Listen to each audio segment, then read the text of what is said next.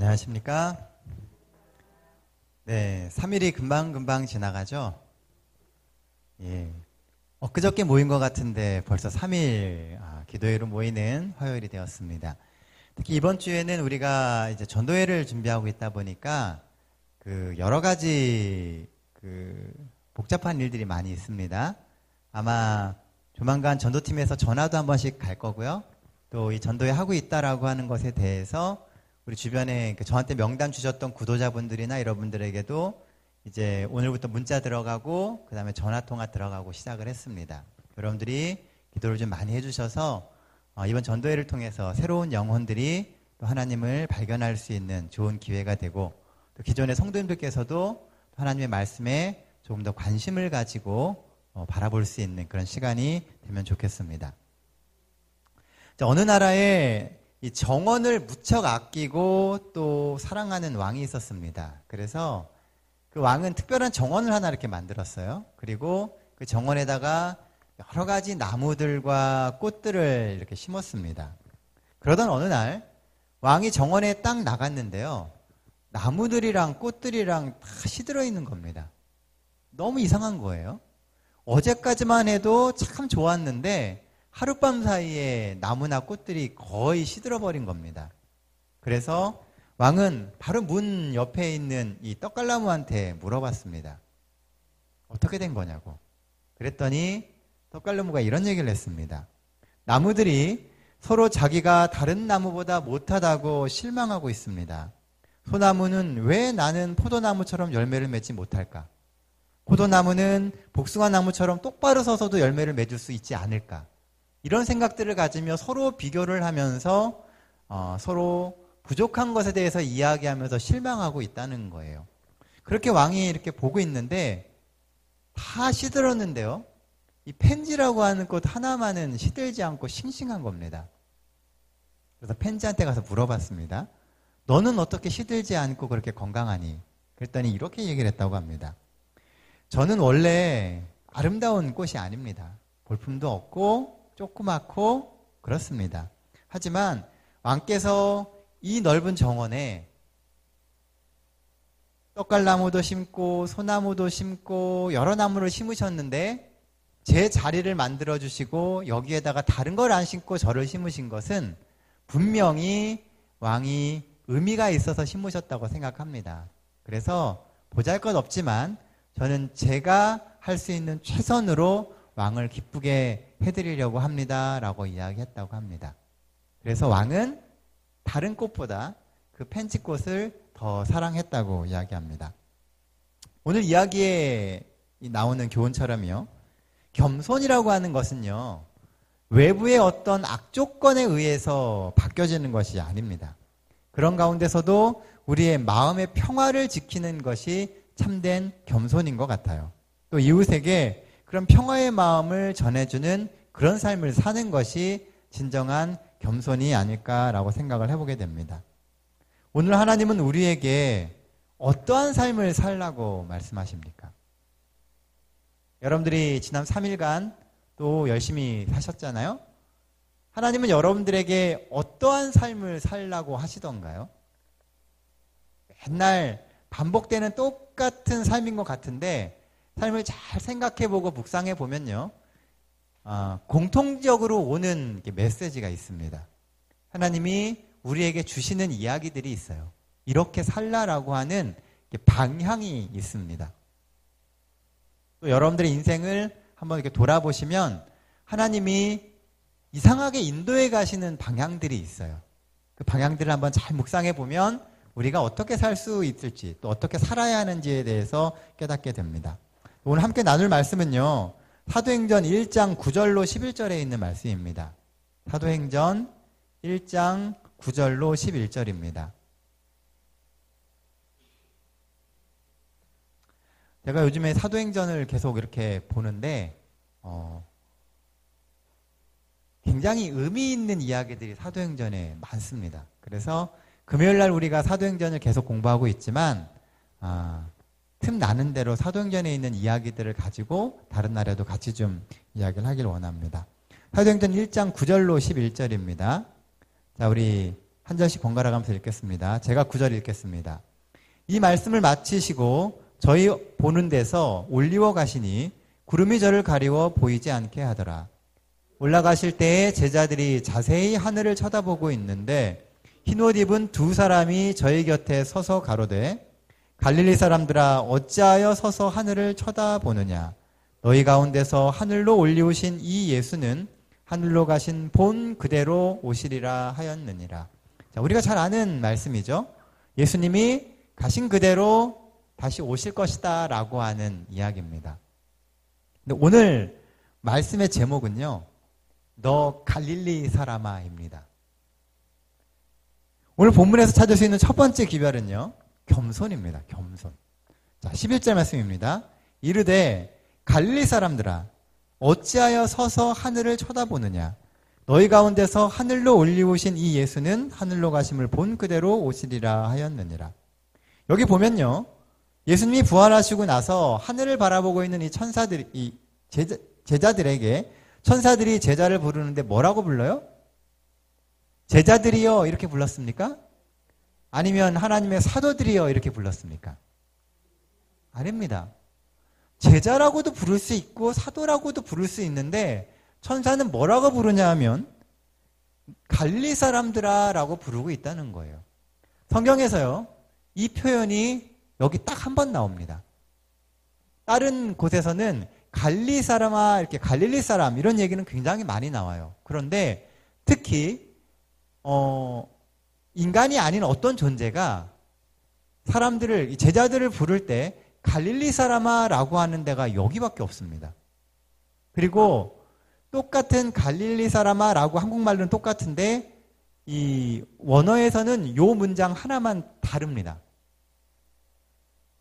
다른 것은 그냥 갈릴리 사람이에요. 근데 여기는 갈릴리의 사람입니다. 무슨 의미냐 하면 갈릴리로부터 나서 자라온 갈릴리와 관련이 있는 그 사람을 이야기한다라는 거예요. 왜 천사는 하나님의 예수님의 제자들을 갈릴리 사람이라고 불렀을까요? 왜 그렇게 불렀을까요? 당연히 그들이 갈릴리 사람이기 때문입니다. 갈릴리 출신이고 갈릴리 사람이기 때문에 그래요. 예수님의 부활은 인류의 역사를 바꿀 수 있는 엄청난 사건입니다. 특히 하늘로 올라가시는 그 예수님을 보면서 이 제자들은 넋이 빠졌어요. 그들은 한 번도 본 적 없고 들은 적 없는 예수님의 부활을 보고 또 거기다가 승천하심까지 보게 되었다는 것입니다. 이들은 예수님의 부활과 승천을 보면서 확실해진 것이 하나가 있습니다. 그게 뭐였냐면 예수님이 확실히 하나님의 아들이며 메시아라고 하는 거예요. 그랬기 때문에 승천하실 수 있었거든요. 예수님의 승천은 사람들이 안 보이게 이렇게 올라가시는 게 아니었습니다. 육체를 가지고 사람들이 볼 수 있게 딱 올려가시는 거예요. 제자들이 그런 광경을 보면서 넋이 나가 있었습니다. 그런데 이 지구 역사에서 예수님을 직접 보고 그분의 말씀을 직접 들으며 그분의 죽음과 부활을 모두 본 사람은요, 이 11명의 제자밖에 없습니다. 그러므로 그리스도인의 소원 중에, 여러분들 소원 중에 보면은요, 가장 큰 소원 중에 하나가 뭐냐 하면 한 번만이라도 예수님을 보는 거예요. 그런 소원을 가지고 있는 우리에 비하면 그들은 대단한 특권을 누렸던 사람들입니다. 특히 그들이 눈으로 확인을 했잖아요. 그러다 보니까 자칫 잘못하면 이 제자들에게는 의미 없는 영적 교만이 생길 가능성이 있었다는 겁니다. 그들이 예수님과 같이 있을 때는 몰랐지만 예수님이 승천하시는 것을 보면서 본인들이 경험했던 것이 굉장한 특권이고 특별한 어떤 것을 경험했었다라고 하는 것을 그때서야 깨달은 겁니다. 그리고 자칫 잘못하면 그들이 영적인 교만 가운데 빠질 수 있었다는 것입니다. 그런데 그래서 그러한 때에 천사는 이들을 갈릴리 사람아라고 부르게 된 것입니다. 이들은 나는 다른 사람들과 다르다라고 하는 영적 교만에 빠질 가능성이 있게 되었을 때 천사는 그들을 갈릴리 사람아라고 불러주었다는 거예요. 갈릴리는 가난과 무지함과 별 볼 일 없는 사람들이 모여 사는 시골의 이미지입니다. 오죽하면 이 나다나엘이 그랬겠어요? 갈릴리에서 무슨 선한 것이 나겠느냐. 그 당시에 모든 사람들은 생각하기를 갈릴리는 희망이 없는 동네입니다. 그곳에서는 좋은 것이 나올 수도 없고요. 어떤 희망을 바라볼 수도 없는 곳이에요. 그런데 이 제자들이 그 희망이 없는 갈릴리에서 자라왔다는 것이죠. 오죽하면 이 나다나엘의 이야기처럼 이 사람들의 선입견 속에 있는 그 갈릴리, 어느 순간부터인가 이 제자들은요, 본인들이 갈릴리 사람이라고 하는 것을 잊고 살았습니다. 왜냐하면 그들의 삶 속에 일어나는 일들이요, 보잘것없고 소외받고 그런 것이 아니었다는 거예요. 주목받고 사람들이 신기해하고 때에 따라서는 그들을 통해서 예수님의 권능이 펼쳐져 나갑니다. 그러면서 이 제자들은 자신들이 갈릴리 출신이라고 하는 것을 잊어버리게 되었다는 거예요. 그 의미적인 갈릴리요. 예수님이 불러주시지 않았으면요, 역사 속에 한 페이지에도 등장도 못할 의미 없는 사람들이 바로 그들임을 갈릴리 사람아라고 하는 그 말 속에서 깨닫게 된다는 것입니다. 겸손이 무엇입니까? 많은 사람들은요, 나를 낮추는 것이 겸손이라고 이야기합니다. 그러나 예수님이 보여주셨던 겸손은 예수님을 낮추는 것이 아니었어요. 잘 보시면은요, 예수님께서는 본인을 낮추시는 게 아니라 낮고 천한 사람들을 높여서 섬겨주심으로 겸손을 보여주셨다는 겁니다. 예수님이 낮아지시는 게 아니라 낮은 위치에 있는 사람들을 끌어올려 주셨다는 것이죠. 특히 제자들은 그렇게 갈릴리에서 자랐던 시골의 어부였습니다. 그런데 그 어부들을 불러서 높여서 제자가 되게 하셨고요, 사도가 되게 하셨다는 거예요. 그러면서 참다운 겸손이 무엇인지를 보여주셨다는 겁니다. 교회증언 3권 566페이지에 보면요, 그분의 겸손은 자기 자신의 성품이나 자질을 낮게 평가한 데 있지 않고 인류를 더욱 높은 생애로 이끌어 올리기 위하여 타락한 인간들에게로 당신 자신을 낮춘 데 있다라고 기록하고 있습니다. 예수님은 제자들을 높여주기를 원하셨다는 거예요. 오늘도 예수님께서는 여러분들을 높여주기를 원하십니다. 계속 높여주기를 원하시는데, 그러면서도 예수님은 뭘 잊지 않기를 원하시냐 하면 우리가 원래 어떤 존재였는지를 잊지 않기를 원하신다는 거예요. 제자들이 특별한 경험을 했습니다. 그들은 분명히 선택받은 사람들이었고 그들을 통해서 놀라운 일들이 일어났습니다. 그러나 잊지 말아야 될 것은 원래 그들이 어떤 상태였는데 그 위까지 올라가게 되었느냐는 거예요. 하나님이 오늘 우리를 여기에 부르셔서 앉게 하시고 예배드리게 하십니다.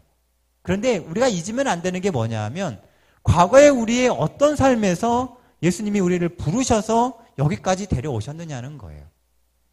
이 갈릴리 사람들아라고 하는 표현 속에서 우리는 우리의 출발과 우리의 정체성을 생각해야 한다는 것입니다. 제자들은 불완전한 사람들이었습니다. 그들의 삶에는 희망이라는 것이 없었어요. 그냥 갈릴리에서 태어나서 어려서부터 바다에서 놀다가 좀 자라면 고기 잡고, 그게 고기 잡다가 나이 들면 죽는 겁니다. 그런 사람들이었거든요. 근데 그들에게 예수님이 오셔서 어떤 희망을 던지셨어요?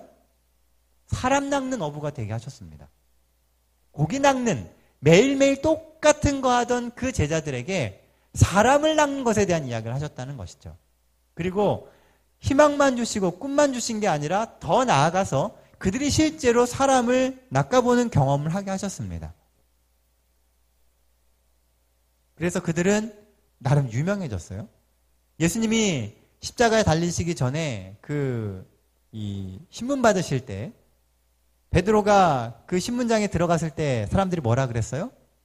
너도 그 당이 아니냐? 너도 그 갈릴리 사람 아니냐? 라고 얘기를 했습니다. 그 정도로 시골의 어부였던 그들이 사람들의 눈에 잡고 읽는 사람이 되었다는 겁니다. 그리고 그들의 이름을 아는 사람이 되었고요. 나름 조금씩 유명해지고 그들의 위치가 생기게 되었다는 것이죠. 그런데 잊지 말아야 될 것은요, 그들이 나사렛 출신, 갈릴리 출신이라는 것입니다.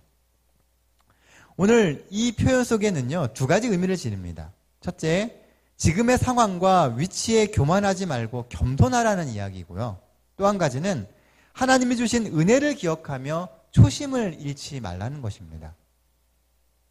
이 목회를 하면서요, 선배님들께서 이렇게 해주셨던 이야기 중에 꼭 나오는 게 뭐냐 하면 초심을 잃지 말라는 겁니다. 목양 1년. 양을 이렇게 치는데 한 가지 생각, 그 생각을 잃지 말라고 이야기를 합니다. 오늘 여러분들이 신앙생활을 하실 때 그 초심을 잃으면 안 됩니다. 예수님을 처음 만났을 때, 예수님께서 여러분들을 부르셨다고 느껴지고 여러분들의 삶에 희망과 신앙이라고 하는 것이 싹 텄을 때 그 마음을 기억해야 된다는 거예요. 아무것도 아닌 희망이 없던 나의 인생에 하나님이 희망의 불꽃을 주시고요. 우리가 바라보고 평생을 살아갈 수 있게 만들어주신 그 불꽃을 찾는 겁니다. 그래야지만 끝까지 망가지지 않고 갈 수가 있습니다. 세상의 역사를 보더라도요, 우리 소위 말하는 대박집이라는 게 있습니다. 장사 잘 되는 집 있죠? 대부분 그 맛집들이 처음에 어떻게 시작돼요? 어디 구석에 막 무너져가는 그런 집들에서 시작을 합니다. 너무 맛있어서 사람들이 막 찾죠? 그래서 막 줄 서서 1시간, 2시간씩 기다리면서 먹어요. 그러다가 이 사람들이 돈 많이 벌면 어떻게 해요? 이사 갑니다. 큰 데로. 그럼 어떻게 됩니까? 망합니다. 희한하죠? 대부분의 이 대박집이라고 하는 데가 다 그렇게 망합니다. 이사하면 망해요. 그 이유가 뭐냐 하면 초심을 잃어버린다는 겁니다. 오늘 이 세상 사람들도 그런데요, 그리스도인도 그렇다는 거예요. 그래서 사단은 때때로 우리가 잘 되게 합니다. 근데 이게 잘 되는 게 무조건 좋은 게 아닐 수도 있다는 거예요. 초심을 잘 지키면서 잘 되면은 끝까지 잘 됩니다. 그런데 그 초심을 잃어버리게 되면 잘됨이 결국은 우리를 망가뜨리게 된다는 거예요. 그리스도인이 하나님을 잃어버리고 하나님에게서 멀어지면 결국 망가지는 겁니다. 그리고 뜻하지 않던 어떤 곳에서 한 번에 무너지게 되는 거예요. 오늘 우리가 어떻게 하나님의 자녀로 구별되었습니까? 우리의 능력과 권위로 된 것입니까? 아닙니다. 본래 죄와 사망의 노예였던 우리를 예수님이 찾아오셨고, 무지 속에서 갈 바를 모르는 우리를 예수님께서 친히 우리 손을 이끌고 이곳까지 불러주셨습니다. 내가 너를 구속하였고 내가 너를 지명하여 불렀나니 너는 내 것이라. 하나님 오늘 얘기하시는 거예요. 내가 너를 값 다 치르고 데려왔고 너를 지명하여 불렀나니 너는 내 거라는 겁니다. 오늘 우리가 어떻게 여기까지 왔는지 그 중심에는 하나님의 인도하심이 있다는 거예요.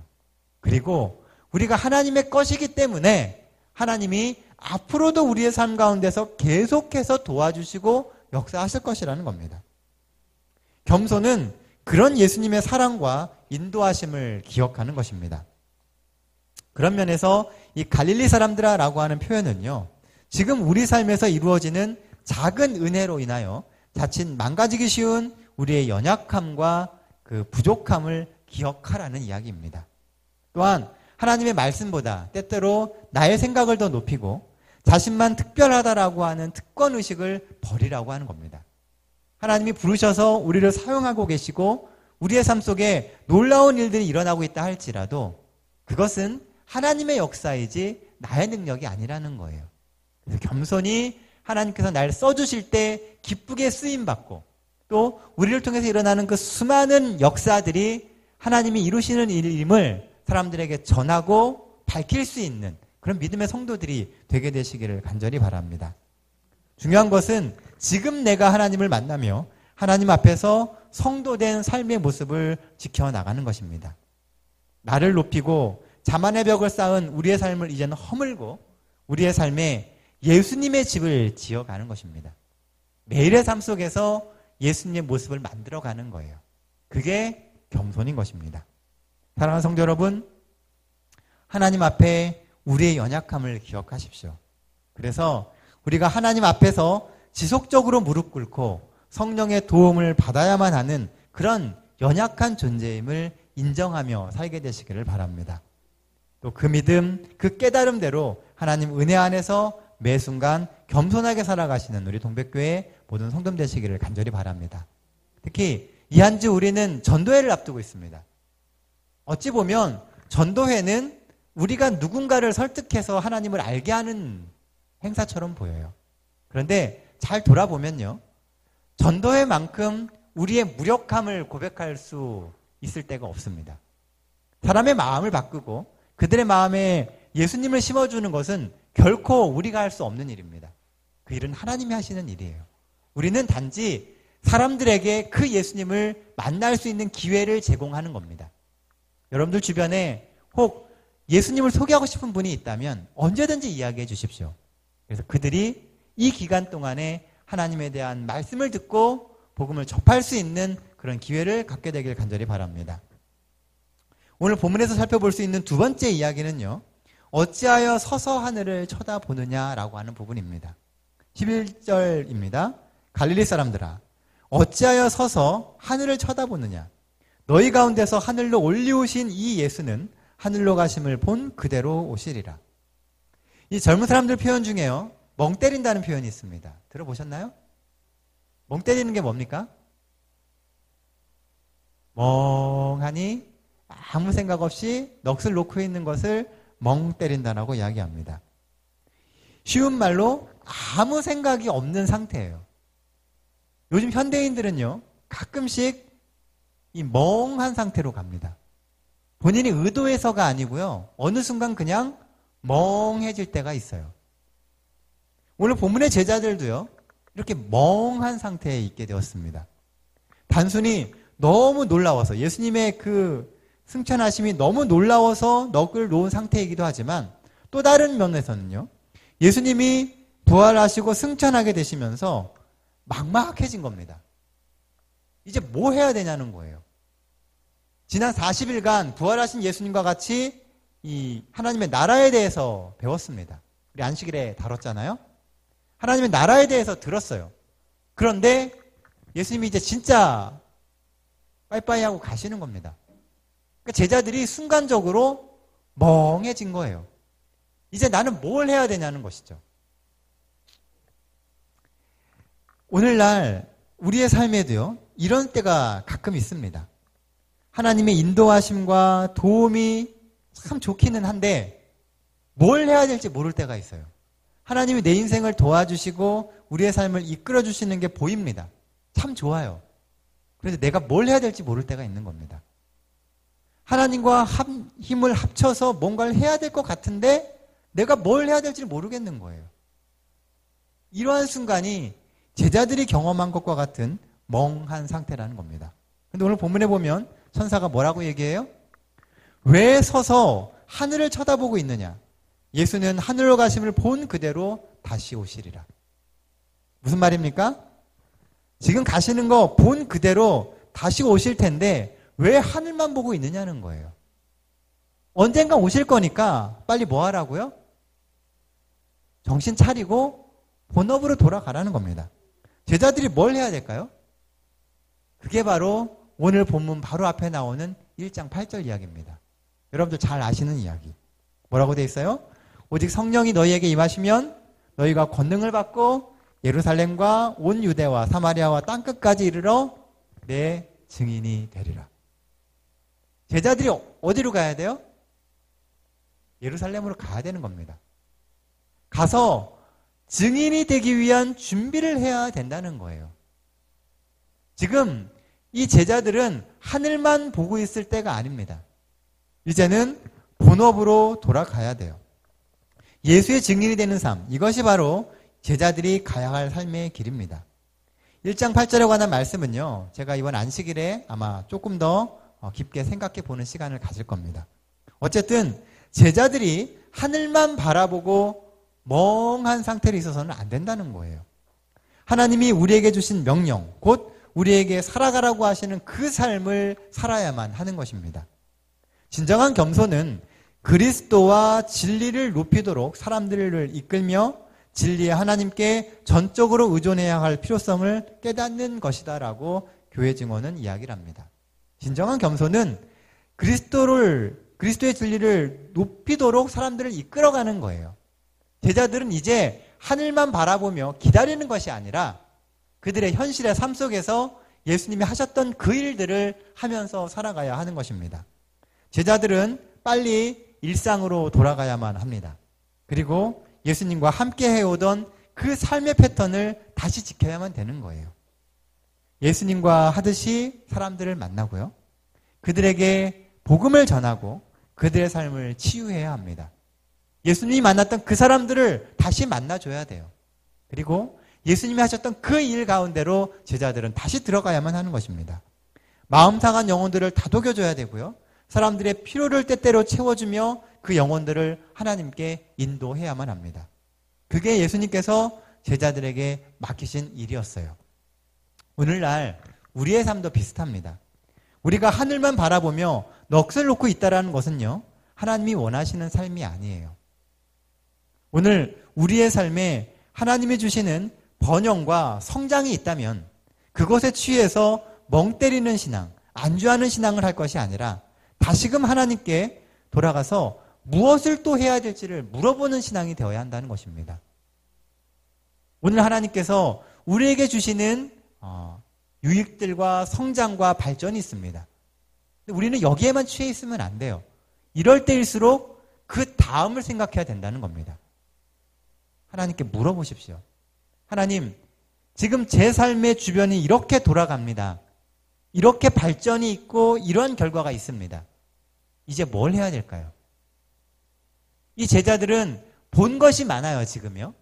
부활도 받고 승천도 받습니다. 지난 40일간 예수님께 많은 이야기도 들었습니다. 이제 뭐 해야 돼요? 가서 그것을 가지고 또 다른 삶의 모습을 개척해 가야 됩니다.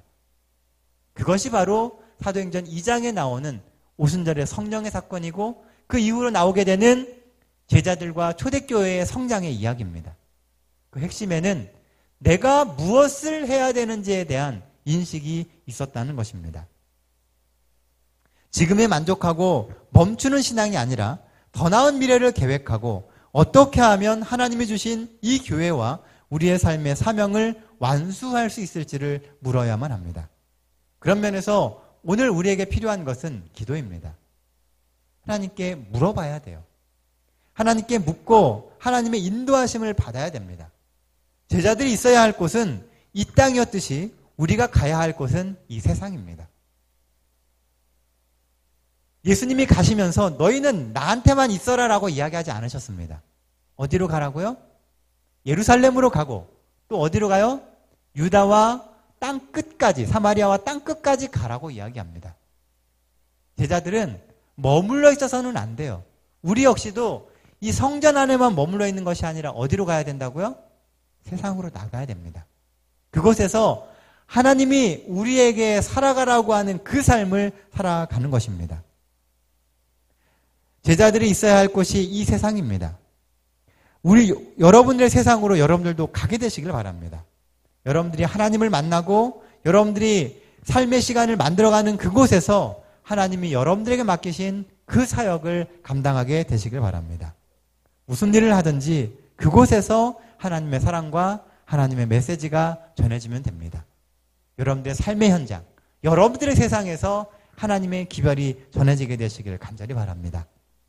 그러면 하나님은 우리의 삶을 통하여 새로운 부흥, 교회 안에서만에 있는 부흥이 아니라 여러분들의 삶의 현장에서 있는 그 부흥을 우리에게 주실 것입니다. 우리를 향한 하나님의 생각은요, 우리와 다르다라고 성경은 기록합니다. 우리보다 하나님은 더 높은 것을 꿈꾸시고요. 우리가 만족하고 있는 그것보다 더 크고 위대한 일을 하나님은 우리를 통해서 이루실 것입니다. 우리가 생각하는 그 한계보다 하나님은 더 높은 것을 계획하고 계세요. 우리의 삶은 하나님이 어떠한 것을 이루실지 모르는 기대가 있는 삶입니다. 겸손하게 하나님의 음성을 듣고 그 음성에 순종하며 살게 되시는 우리 동백교회 모든 성도들 되시기를 간절히 바랍니다. 그렇게 해서 우리의 삶에 하나님의 은혜가 넘치고 우리의 눈으로 하나님을 목도하며 예수님의 재림을 기다리는 그런 동백교회 모든 성금 되시기를 간절히 바랍니다. 겸손은, 참된 겸손은 낮아져서 아무것도 안 하는 것이 아니라 하나님의 종의 입장으로 하나님이 맡기신 그 일을 감당하는 겁니다. 그래서 예수님이 오셨을 때 우리가 내놓을 수 있는, 하나님이 우리에게 주셨던 기회와 그 달란트들을 다시 돌릴 수 있는 그런 삶을 살아가는 거예요. 오늘 여러분들의 삶 속에 그런 성령의 역사가 있게 되시고 힘주시는 하나님의 능력을 잊게 되시는 우리 동백교회 모든 성도 되시길 바라면서 오늘 말씀 마치겠습니다.